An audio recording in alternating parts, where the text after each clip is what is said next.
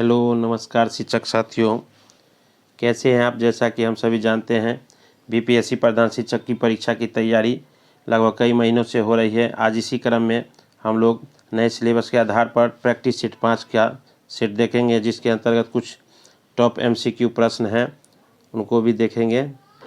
तो जो भी शिक्षक साथी चैनल पर नए हैं वो चैनल को सब्सक्राइब कर दें तथा अपने साथियों के साथ शेयर कर दें, ताकि इसी तरह की वीडियो आपको ससमय मिलती रहे। आइए चलते हैं, देखते हैं प्रश्नों को देरी न करते हुए। तो आज के वीडियो में आप सभी शिक्षक साथियों का स्वागत है और देखते हैं प्रैक्टिस सेट डीएलएड, जिसके अंतर्गत कुछ महत्वपूर्ण प्रश्न हैं।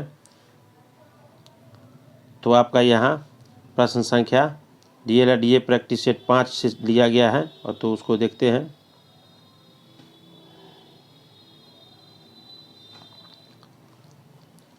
पहला प्रश्न देखते हैं, प्रश्न संख्या 76।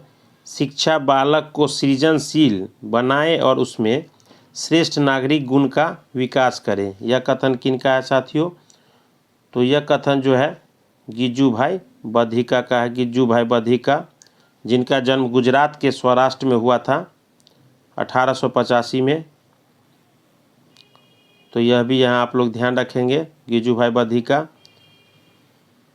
गुजरात के सौराष्ट्र में। प्रश्न संख्या 77 देखते हैं। तो 76 का आंसर आपका सी हो जाएगा साथियों। चलते हैं प्रश्न संख्या 76 देखते हैं। 77, बुनियादी शिक्षा की संकल्पना किसके द्वारा दी गई? तो बुनियादी शिक्षा की संकल्पना जो है महात्मा गांधी के द्वारा दी गई थी साथियों। महात्मा गांधी के द्वारा, जो आपको 1937 में वर्धा शिक्षा के नाम से भी जानी जाती है। वर्धा शिक्षा, इन्होंने उसी समय 7 से 14 वर्ष के बालकों के लिए यह शिक्षा का सिद्धांत दिया था। चलते हैं प्रश्न संख्या 78 देखते हैं।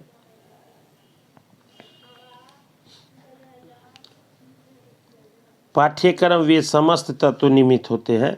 पाठ्यक्रम में वे समस्त तत्व निहित होते हैं जिनको विद्यालय द्वारा शिक्षा के उद्देश्य को प्राप्त करने के लिए उपयोग किया जाता है। तो यह कथन किसका है? विवेकानंद का, महात्मा गांधी का, मुनरो का या जॉन डीवी का? तो साथियों यह कथन मुनरो का है। तो आपका आंसर यहाँ सी हो जाएगा, 78 का आंसर सी। चलते हैं प्रश्न संख्या 79 देखते हैं। शिक्षा बाल केंद्रित होनी चाहिए।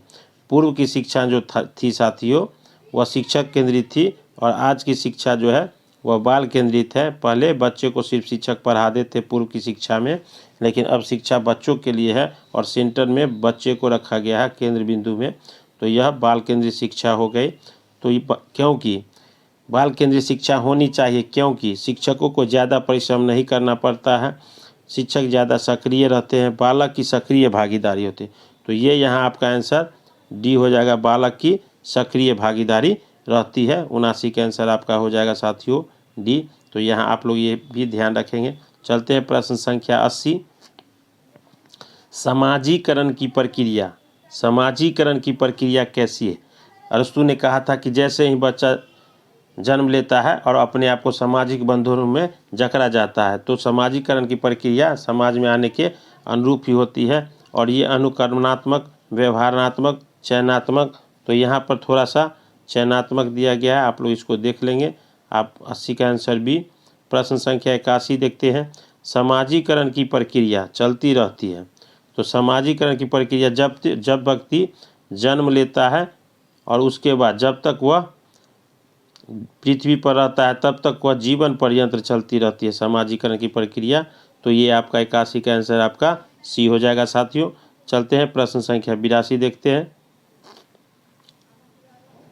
वीडियो कैसा लग रहा है आप लोग कमेंट बॉक्स में ज़रूर बताएंगे, और कम ही समय है इसलिए प्रैक्टिस सेट को कराया जा रहा है साथियों।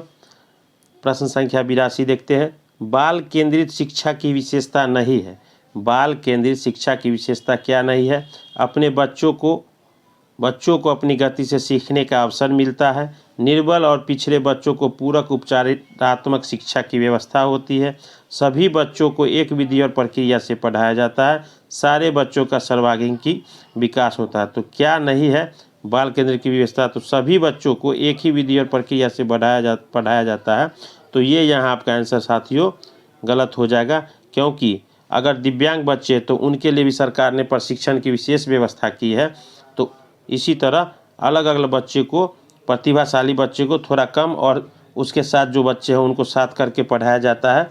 तो यह भी यहाँ ध्यान रखने के लिए 82 का आंसर आपका सी हो जाएगा। चलते हैं प्रश्न संख्या 83 देखते हैं। समाजीकरण के चरण नहीं है, तो समाजीकरण का चरण कौन सा नहीं है? तो प्राथमिक चरण तो है साथियों, द्वितीय चरण है, तृतीय चरण है। तो समाजीकरण के चरण जो है वह प्राथमिक और द्वितीय ही होता है, तृतीय नहीं होता है। तो यहाँ आपका आंसर हो जाएगा साथियों तृतीयक हो जाएगा। चलते हैं प्रश्न संख्या 84 देखते हैं। समाजीकरण की प्राथमिक इकाई है, समाजीकरण की प्राथमिक इकाई क्या है? परिवार, मोहल्ला, स्कूल, इनमें से कोई नहीं। तो व्यक्ति का पहला समाज उसका परिवार ही होता है साथियों। क्या होता है? परिवार होता है। और दूसरा उसका हो जाता है विद्यालय। तो परिवार पहला हो जाता है और दूसरा क्या होता है? विद्यालय, क्योंकि 6 वर्ष के बाद वह विद्यालय जाता है। उससे पहले वह आंगनवाड़ी केंद्रों में जाता है। तो ये आपका 84 का आंसर ए हो जाएगा साथियों। चलते हैं प्रश्न संख्या 85 देखते हैं। शिक्षण की समस्याओं को हल करने का दायित्व किसका है?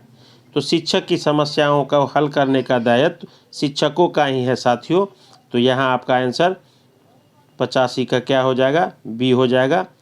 शिक्षकों का दायित्व है पूरा, क्योंकि उनको सरकार के द्वारा विशेष प्रशिक्षण दिया जाता है कि किस तरह बच्चों को कब और कैसे पढ़ाना है।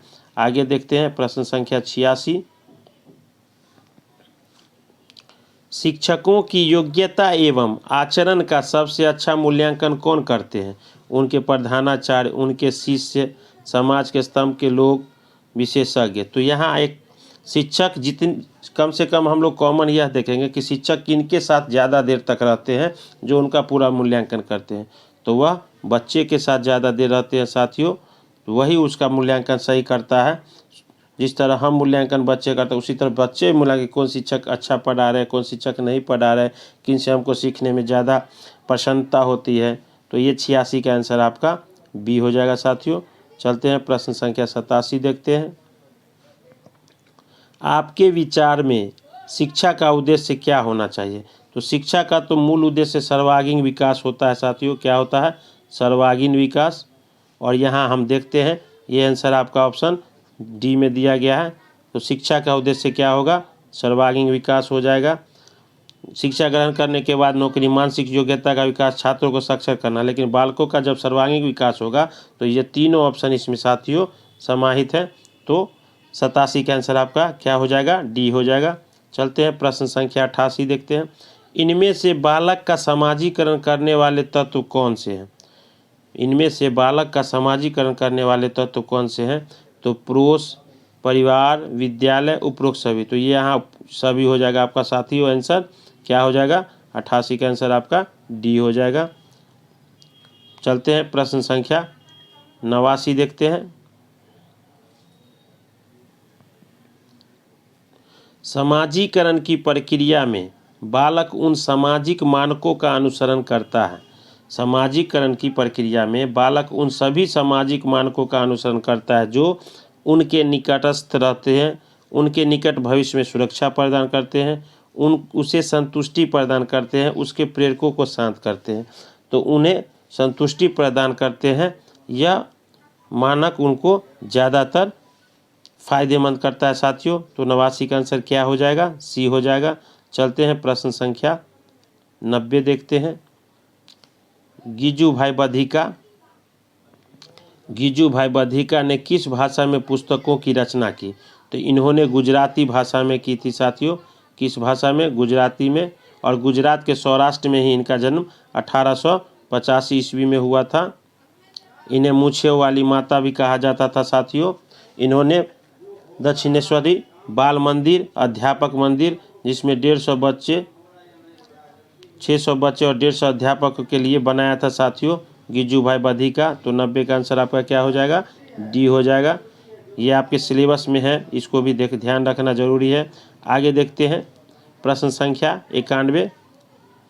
बच्चों का गांधी कहकर किसको पुकारा गया? बच्चों का गांधी कहकर किसको पुकारा गया? महात्मा गांधी, रविंद्रनाथ टैगोर, मदन मोहन मालवीय। तो यहाँ गिज्जू भाई हम लोग पढ़ रहे हैं, तो ये गिज्जू भाई बधिका होगा साथियों। क्या हो जाएगा, गिज्जू भाई बधिका। तो 91 का आंसर आपका डी हो जाएगा। चलते हैं प्रश्न संख्या 92 देखते हैं। रविंद्रनाथ टैगोर ने शिक्षा के व्यापक स्वरूप का वर्णन अपने किस ग्रंथ में किया है? तो रविंद्रनाथ टैगोर ने शिक्षा का व्यापक रूप का वर्णन अपने पर्सनैलिटी ग्रंथ में किया है साथियों। और ये 92 का आंसर क्या हो जाएगा आपका, ए हो जाएगा। रविंद्रनाथ टैगोर पहले भारतीय थे जिनको सबसे पहले नोबेल पुरस्कार मिला था साथियों 1909 में। गीतांजलि की रचना के लिए मिला था साथियों, जो इनकी रचना है। और अकेले पहले एशियाई थे जो ब्रिटेन के संसद में भी सदस्यता लिए थे। तो आइए चलते हैं प्रश्न संख्या 93 देखते हैं। रविंद्रनाथ टैगोर ने शिक्षा हेरफेर की रचना कब की? इन्होंने हेरफेर की रचना जो है, शिक्षा हेरफेर की रचना कब की? तो ये 1892 में की थी साथियों। 93 का आंसर आपका क्या हो जाएगा, ए हो जाएगा। चलते हैं प्रश्न संख्या 94। महात्मा गांधी ने बिहार में किस आश्रम की स्थापना की थी? तो महात्मा गांधी ने बिहार में किस आश्रम की स्थापना की? तो इन्होंने भीतिहिरवा आश्रम की स्थापना की, जिसकी चर्चा बार बार नीतीश जी भी कई बार जाते हैं, जो चंपारण से संबंधित है। चलते हैं प्रश्न संख्या 95 देखते हैं। बुनियादी शिक्षा की नींव किसने डाली? तो पिछले ही प्रश्न में हम लोगों ने चर्चा कर लिया था कि बुनियादी शिक्षा की नींव महात्मा गांधी ने डाली थी साथियों। और ये 1937 में, जिसको वर्धा शिक्षा भी कहा जाता है। तो आपका आंसर यहाँ क्या हो जाएगा, महात्मा गांधी, ऑप्शन डी हो जाएगा। 95 का आंसर क्या हो जाएगा, डी हो जाएगा, महात्मा गांधी। अगला प्रश्न देखते हैं प्रश्न संख्या 96। शिक्षा को आत्मनिर्भरता की कुंजी बनाने के हिमायती कौन थे? तो रोजगार परक शिल्प परक शिक्षा की जो चर्चा की थी वो महात्मा गांधी ने ही की थी साथियों, महात्मा गांधी ने। तो इन्होंने शिक्षा को आत्मनिर्भरता की कुंजी बनाने के हिमायती भी थे। और इन्होंने चाहा था कि जितने भी बच्चे हैं वो रोजगार परक शिक्षा, शिल्प की शिक्षा ये सब सीख लेंगे तो वह स्वरोजगार में उनको सहयोग करेगा। तो 96 का आंसर क्या हो जाएगा आपका, बी हो जाएगा, महात्मा गांधी। प्रश्न संख्या 97 देखते हैं और आज का आखिरी प्रश्न साथियों। ज्योतिबा फूले ने लड़कियों को शिक्षित करने के लिए देश की पहली पाठशाला कहाँ स्थापित की थी? तो इन्होंने देश की पहली पाठशाला स्थापित की थी, और वो भी लड़की के लिए, महिला के लिए शिक्षित करने के लिए। तो इन्होंने पुणे में किया था साथियों। कहाँ किया था, पुणे में। और भारत की प्रथम शिक्षिका जो इन्हीं की पत्नी सावित्रीबाई फूले हुई बनी थी साथियों, जिन्होंने महिला शिक्षा के लिए काफ़ी, सावित्रीबाई फूले। तो इनका जन्म जो है पुणे में हुआ था, महाराष्ट्र में, ज्योतिबा फूले का। और इन्होंने सत्यशोधक समाज की भी रचना की थी साथियों, सत्यशोधक समाज की रचना की थी। तो आज का वीडियो आप लोगों को कैसा लगा कमेंट बॉक्स में आप लोग ज़रूर बताएंगे। और जो भी शिक्षक साथी चैनल पर नए हैं वो चैनल को सब्सक्राइब कर ले तथा अपने साथियों के साथ शेयर कर देंगे। तब तक के लिए जय हिंद, धन्यवाद साथियों।